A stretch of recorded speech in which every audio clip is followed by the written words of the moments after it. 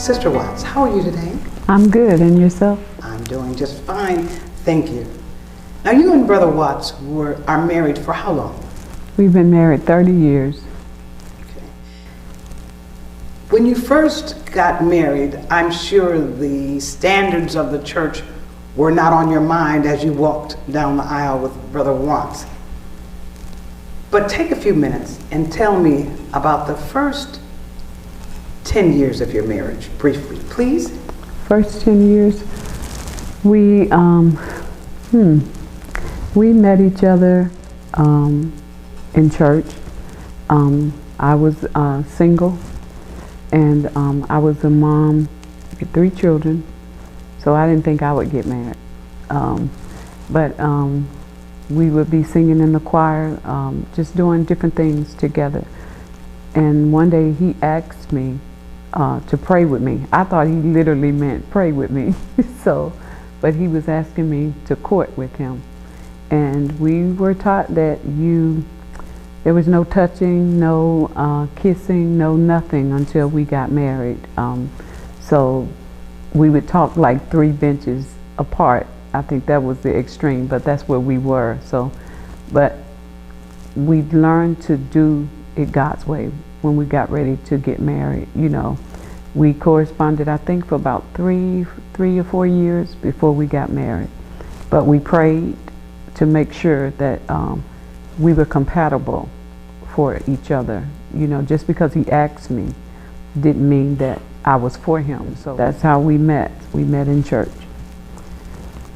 So you said it was 3 or 4 years that you corresponded and then you married. Yes. So were you under the impression that he was the man God sent for you? Not at first. After, I think both of us put out a fleece, you know, for God to give us an assurance that this is what we wanted. Because I had already had children, I wanted it to be, if he was gonna leave, I wanted him to do it before we got together. So we just waited, and we prayed, and God gave an answer. God gave him his answer, and he gave me mine, you know, and I knew he was my husband, which played a big part in our marriage later. So you all got married. Yes. And then how long was it before the waters began to be troubled?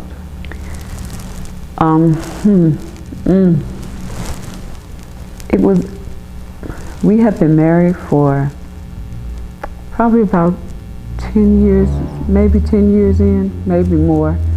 And the enemy began to come in and put a thought in his head and made him feel like I wasn't what he needed, or there was something better on the outside, and he went after it. He'd leave and come back. He did that more than one time. So he'd leave and come back and leave and come back until finally the damage that was being done was just, you know, it was damaging the children.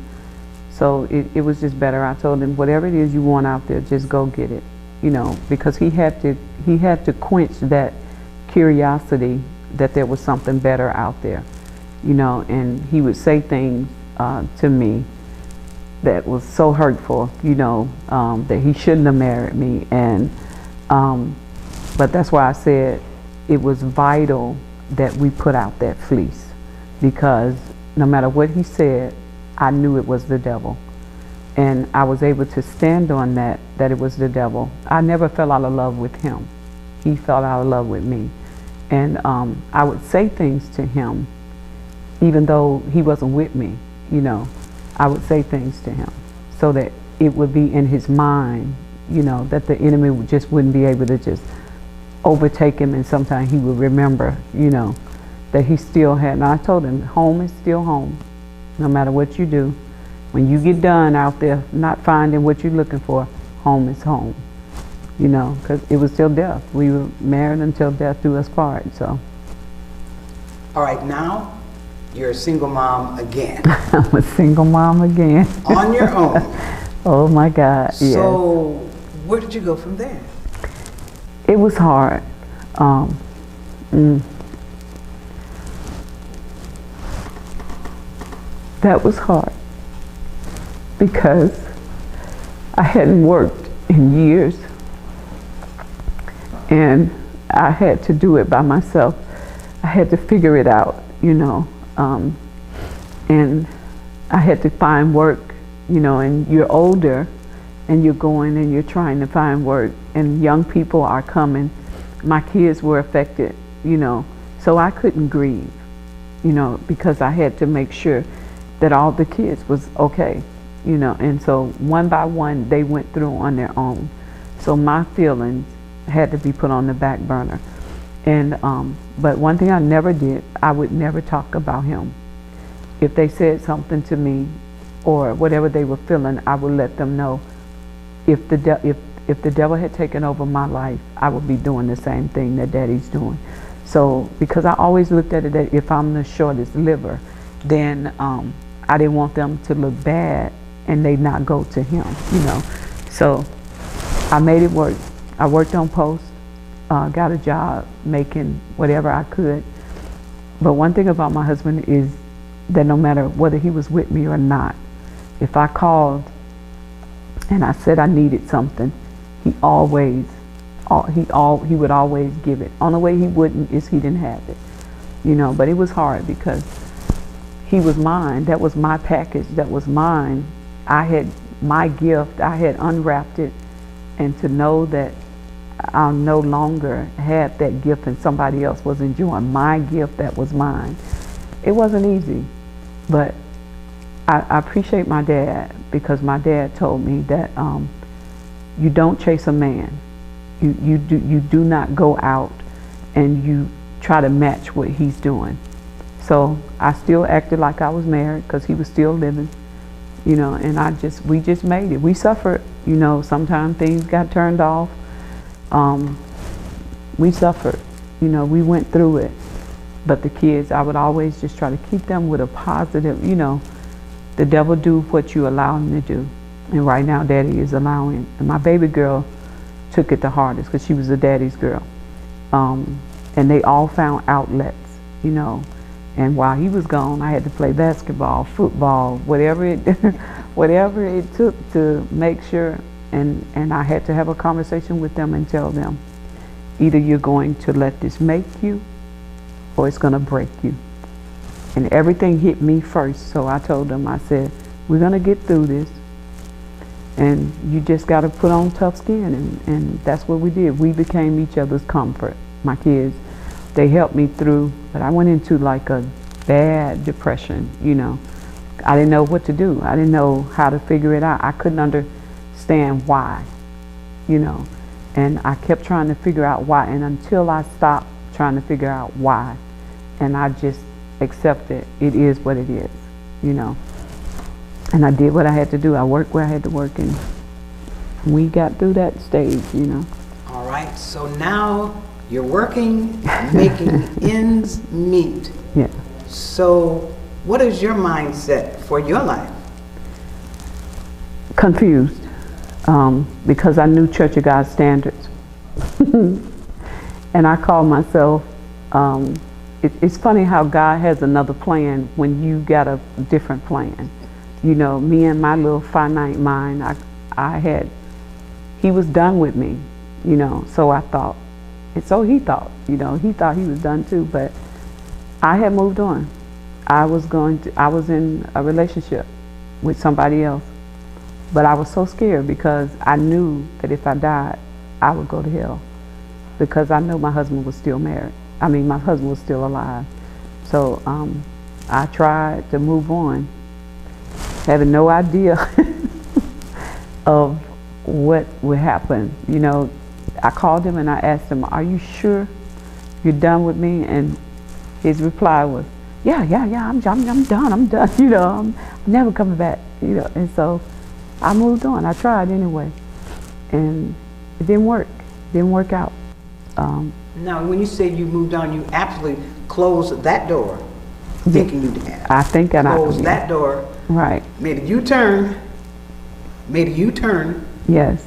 And went another way. I did. Okay. Absolutely. Now, at one point you said you had 3 kids, or you had kids and you didn't think anybody. Was it hard for you to go back out? To date again? Oh yeah, very, very hard, because even though my husband was gone, there are standards that he had made. We never had to worry about, he always took care of home, always. And I was scared to death. If somebody tried to talk to me, I'd run. I would never go that route.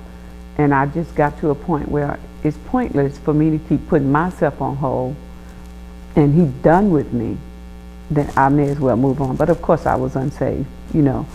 But still, even though I was unsaved, there are some things that God he just kept tapping, you know, about that it's not right, you know. And then God allowed my husband to get saved, and his salvation uprooted where I was. And the guy that I was with made the statement that I could never be his because my husband was still married. And I looked at him and I'm like, do you realize what you just said? So I knew, you know. And it was like Jonah. They had to throw Jonah over, you know, and the sea calmed. So I knew that wasn't going to work. I had been new, and I was going to leave. Before my husband got saved, I knew he had got saved. I was going to leave and go to my dad to take care of my dad.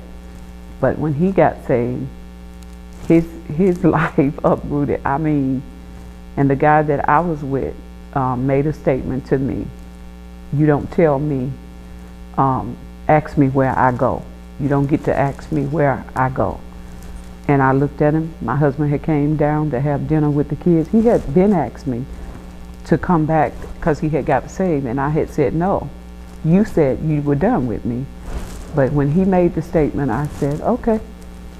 When he said, you don't ask me what I do, where I go, when I'm going, I said, okay. I got up, I got dressed, and I asked my son, Justin, could he ask Daddy, could I come and have dinner with them? They were at Golden Corral. And I left, and I told the guy that I was with that day, this is over. There is no more you and I. You don't get to ask me nothing about where I am or where I go. Because it was things that was going on before, prior, but it just solidified it. And I had said, I'll walk away crying, but I'll walk away. And that's what I did. So you ended that relationship altogether? I ended it that day. And went to the Golden Corral? Yes. Okay, Brother Watts said it was okay that you come. He did. He told me that it was okay. The kids couldn't believe me when I said, I'm done, because I did it so fast. But I'm like, if I keep telling you, don't do this, I knew better. I had begun to feel guilty because I knew better. And when my husband asked me back, he said, you're the wife of my youth. I want the wife of my youth. And still, I hadn't said yes to him. I hadn't said yes until I went to the restaurant and I told him, I said, do you still want to work on our marriage? He looked at me, he was shocked, and he said, huh? Yeah. He said, yeah. I said, okay. And I went to my dad's for 2 weeks to take care of my dad. And when I left my dad, I came to Florida. I went to where my husband was. So, okay. So now you're in Florida, and he's saved in Florida. He's saved. And you're in Florida. But I wasn't saved. Oh, I'm coming to that part. Okay. Okay. So here we are. Right. He's saved. Right. You're not saved. Right. How did you get your mind to, where did you go from there? It was hard.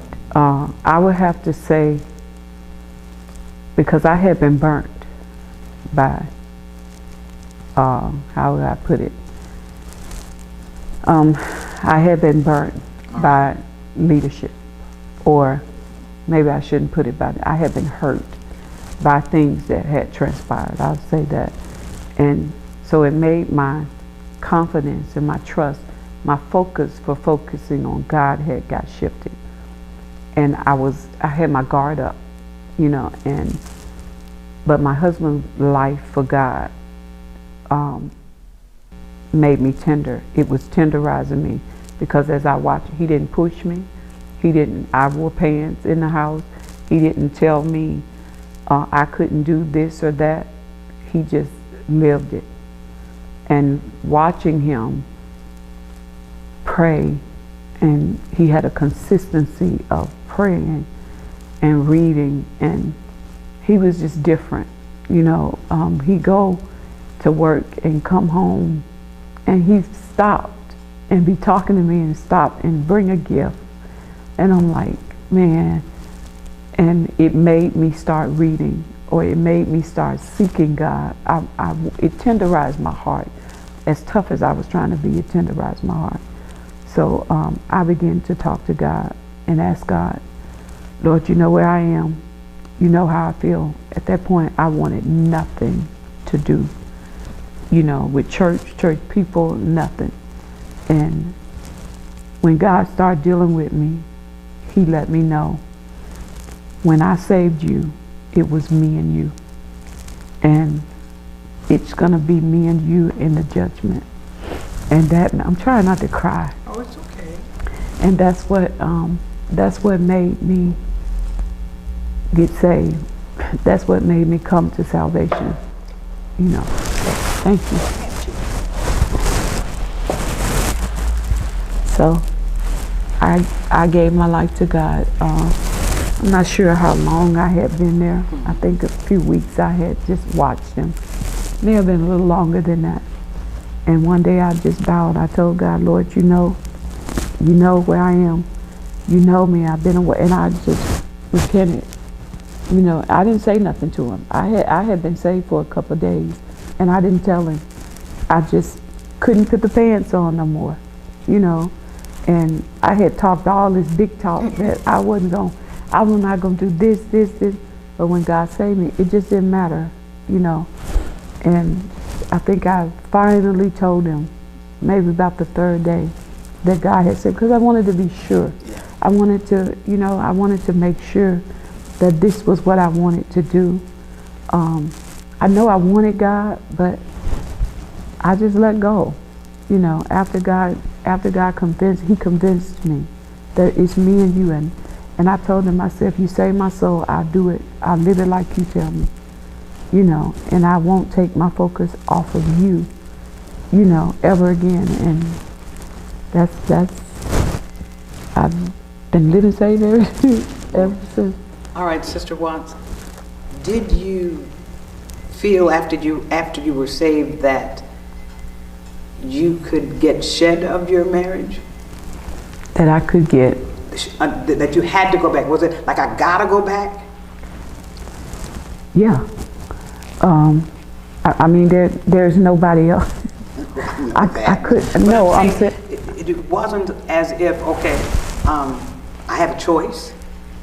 I did have a choice. Okay. I had a choice not to go back to him, but I still couldn't marry again. This is true. You know, because somebody will have to show me something different in the Bible, because it said, whoever I marry will be an adulterer, and I'll be an adulteress.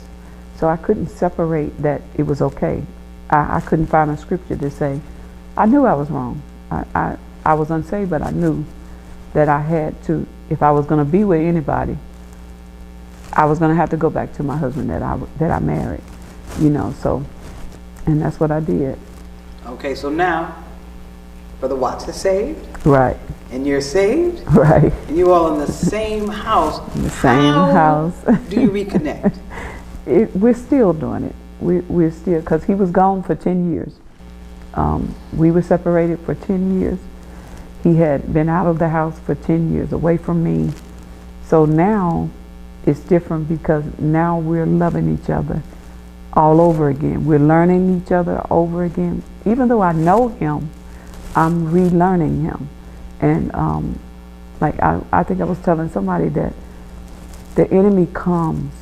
I think people out of his past was calling, you know, and people out of my past was calling. The devil was just trying to not make it work. And we had to make a decision that no matter what happens, we would never be apart again. That God had put us back together. And it is God that did it. that my husband was done with me. When he said he was done, he was done. But God wasn't done with us. And he just let us run, okay, that's what y'all gonna do. But he wasn't done, you know, and so now we just talk to each other. We keep an open communication first. Oh my goodness.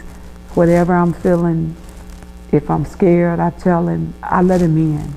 I have to let him in because he can't jump out off the creek bank, and I stay up there.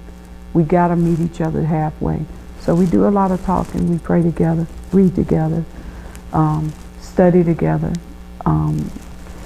It's been so sweet, you know, and it feels funny at the same time because it's crazy. Like we went to Columbus and both of us were in the same house. Our house that he had left in Columbus, and we were there all night together, and both of us said it. Can you believe we're in the house together? So it's just certain things, little things that make us be like, man, we've come through some things, you know. But I'm happy, you know. I love my husband, always have. Would take care of him no matter what, and I'm grateful. Would you say this is the exception to the rule, or is this possible for anyone who has been saved? It's possible for anyone, I believe, because I didn't think it was possible for me. But God is God, and He knows, and there's nothing too hard for God. You know, nothing is impossible for God, and it's your faith. You know, you can't force nobody to, you know, to be with you. I had to let him go. I had to let him see. I was forced out. He forced me out because he made the decision that I was no longer what he wanted.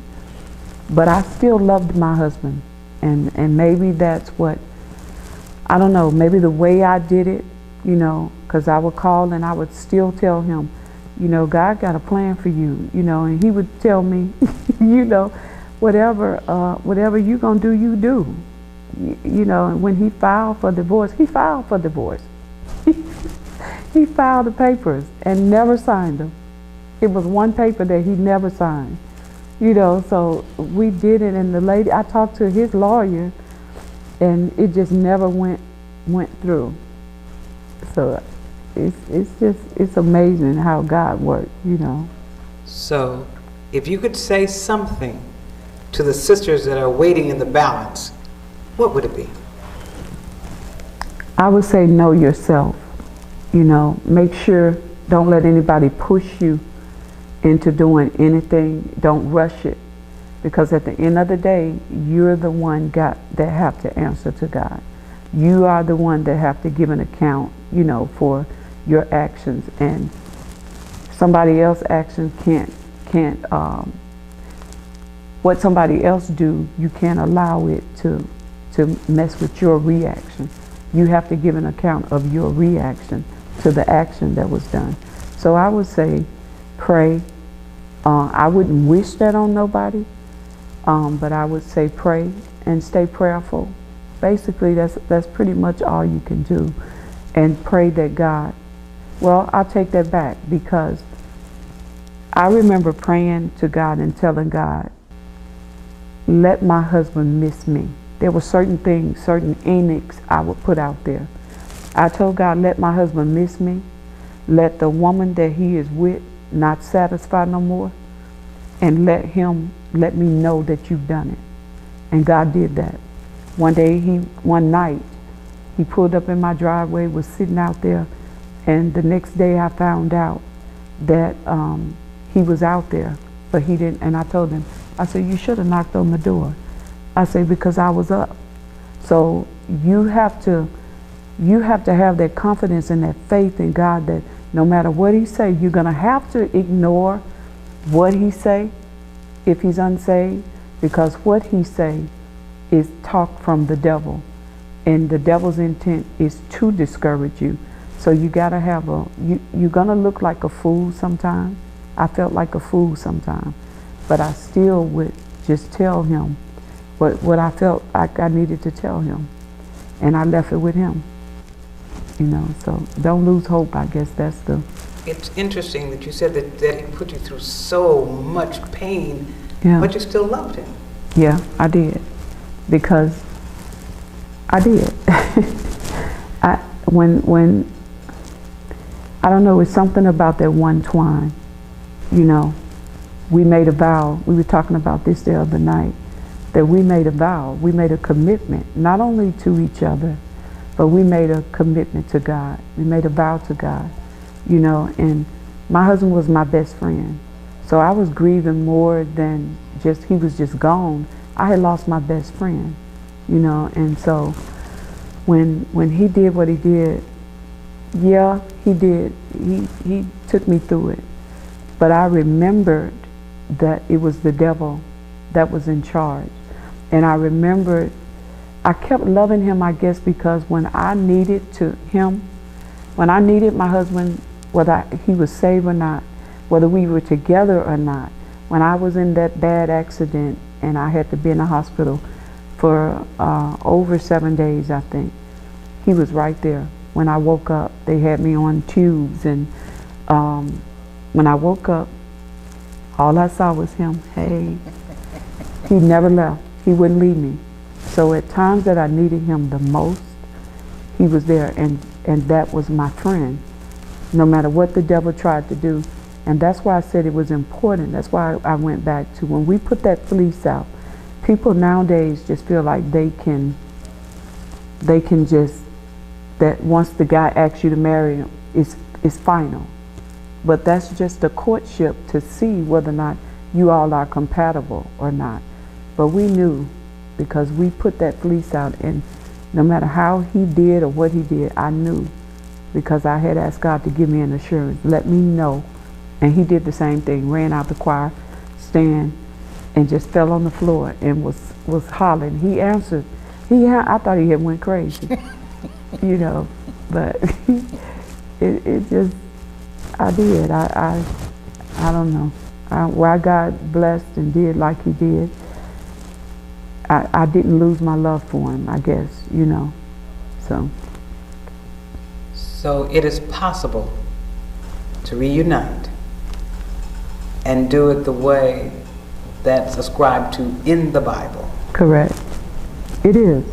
It is possible, and it's the only way. You know, we could do what we want. I could have married the guy that I was with, but I would have known, I would have did it knowing that I'm in the wrong. I knew better. So it's possible, and we have to do it God's way, you know. I've heard that you're going to stay by yourself, and he did what he did, and he moved on, and you need somebody with you. No, I'm good. I'm okay, you know. And I got to a place where I'm good, you know, and it's very possible. I couldn't deviate. I could do it, but still I was off what the word say. The Bible say, let no man, what God have joined together, let not man put asunder. No man put asunder. Let no man come between us. So, and that's what happened. And then God put us back together again. As only God can. As only he can.